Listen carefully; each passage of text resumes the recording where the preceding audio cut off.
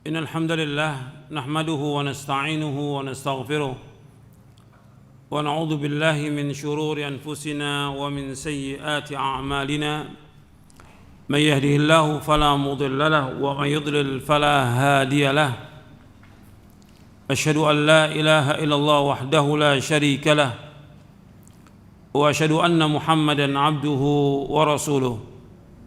Kepada kaum muslimin yang mudah-mudahan dirahmati oleh Allah Ta'ala, Nabi SAW telah menyebutkan tentang keutamaan di awal bulan Dzulhijjah. Nabi bersabda dalam hadis yang sahih yang diriwayatkan oleh Imam Bukhari, Abu Daud, Tirmidzi, Ahmad dan yang lainnya dari sahabat Ibnu Abbas. Nabi bersabda SAW, "Ma min ayyamin al-amalu salihu fiha ahabbu ila Allah min hadhil ayyam, yakni ayyam al-ashr."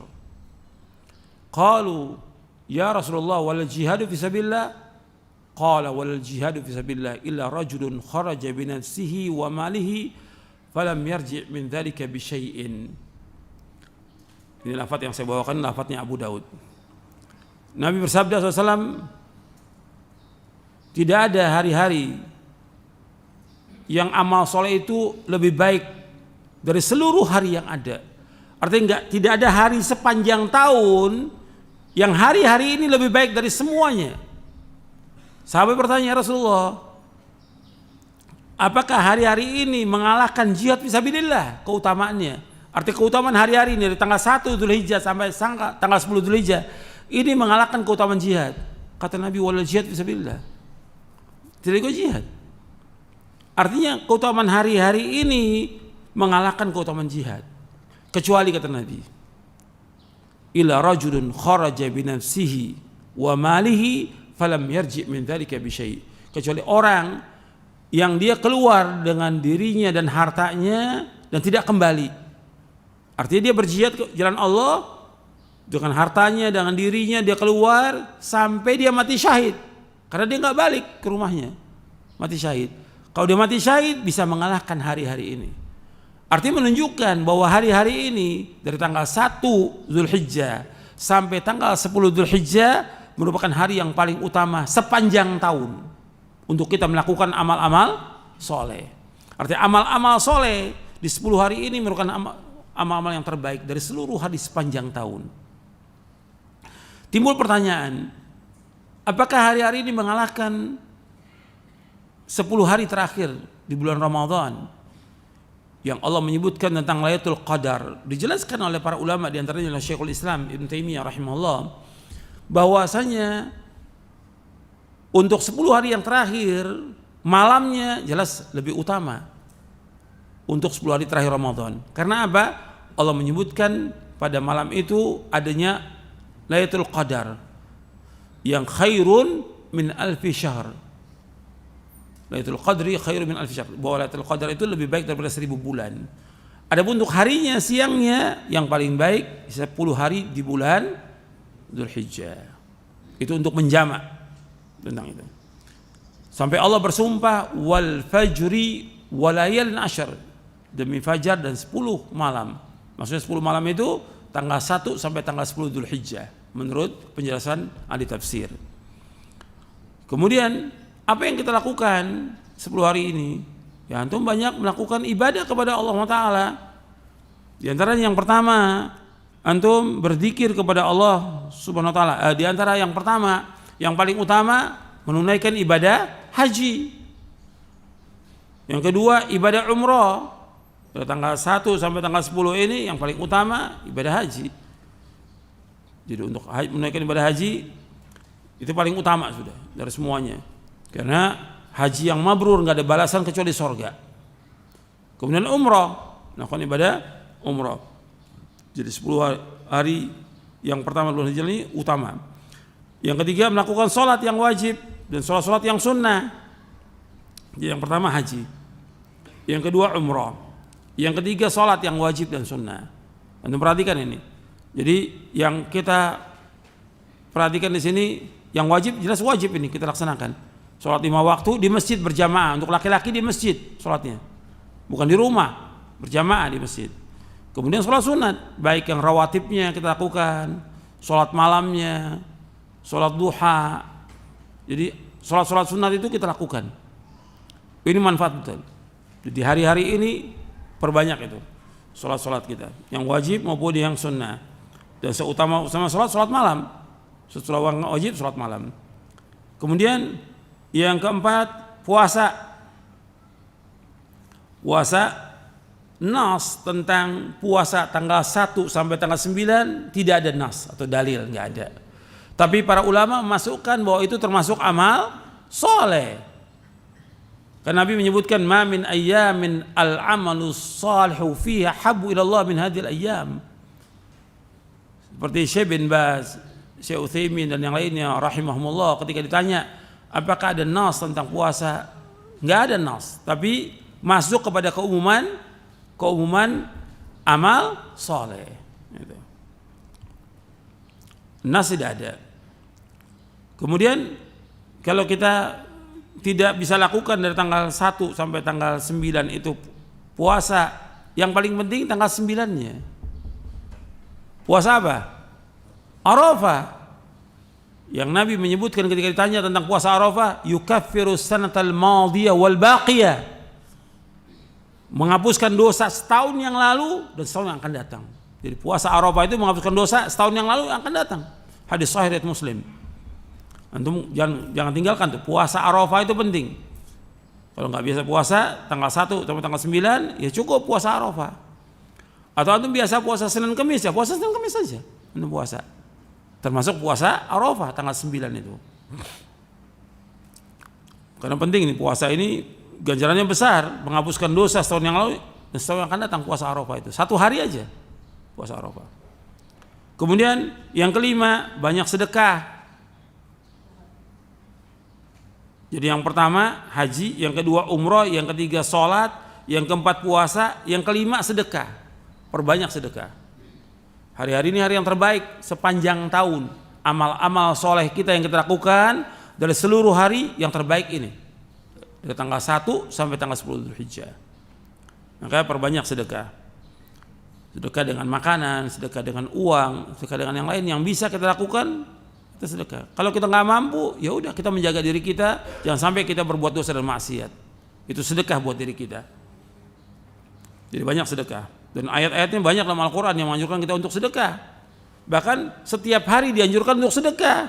Setiap hari dalam hadis yang sahih Bukhari, kata Nabi, ma min yaumin illa wa malakan yanzilani. Enggak ada satu hari melainkan 2 malaikat turun. Setiap hari. Yang satu berkata, Allahumma atimun fiqan khala. Ya Allah, berikan ganti orang yang infak hari ini. Yang satu malaikat berkata, Allahumma atimum sikan talab. Ya Allah, berikan kehancuran bagi orang yang tidak infak hari ini. Itu setiap hari. Lebih utama lagi tanggal 1 sampai tanggal 10 Dzulhijjah. Banyakin sedekah kita. Kemudian yang keenam, perbanyak zikir. Di dalam hadis Ibnu Abbas, begitu juga hadis Ibnu Umar dan yang lainnya, disuruh untuk banyak berzikir, bertakbir, baca subhanallah, alhamdulillah, wala ilaha illallah, Allahu akbar. Seperti dalam riwayat Imam Ahmad disebutkan dari Ibnu Umar, Rasul bersabda, ma min ayyamin a'zama 'inda Allah subhanahu wa ta'ala wala ahabba ilaihi al-amalu fihinna min hadhil ayyamil 'ashr fa'akthiru fihinna min at-tahlil wa at-takbir wa at-tahmid. Dalam riwayat Imam Ahmad dalam Musnadnya juz yang kedua. Dari Ibnu Umar radhiyallahu anhuma, Rasulullah SAW bersabda, tidak ada hari yang paling besar di sisi Allah dan tidak ada hari yang paling dicintai Allah yang orang beramal padanya melainkan hari-hari 10 Dzulhijjah ini. Dari tanggal 1 sampai tanggal 10. Hari yang paling besar di sisi Allah dan yang paling dicintai amal-amal soleh padanya. Maka perbanyaklah pada hari-hari itu dengan tahlil, baca la ilaha illallah, takbir, Allahu akbar, wa tahmid, baca alhamdulillah. Ini diriwayatkan oleh Imam Ahmad dalam musnadnya, dan ini banyak syawahidnya. Ada riwayat dari Ibnu Abbas, ada riwayat yang lainnya. Jadi anjurkan kita banyak untuk berzikir kepada Allah, baca Al-Quran. Perhatikan tuh, tiap hari baca Al-Quran, hatamkan. Kalau bisa 10 hari itu hatam kita. Kalau nggak bisa ya kita baca Al-Quran setiap hari. Banyak zikir, baca zikir pagi dan sore. Perbanyak ambil kita berjalan, duduk, baca subhanallah, alhamdulillah, wallahu akbar. Perbanyak istighfar, perbanyak kita untuk taubat. Dan zikir pagi sore jangan tinggalkan. Kemudian yang ketujuh, di antara amal yang ketujuh, taubat dan istighfar. Taubat atas semua dosa kita ada banyak dosa, banyak berbuat maksiat, taubat kepada Allah.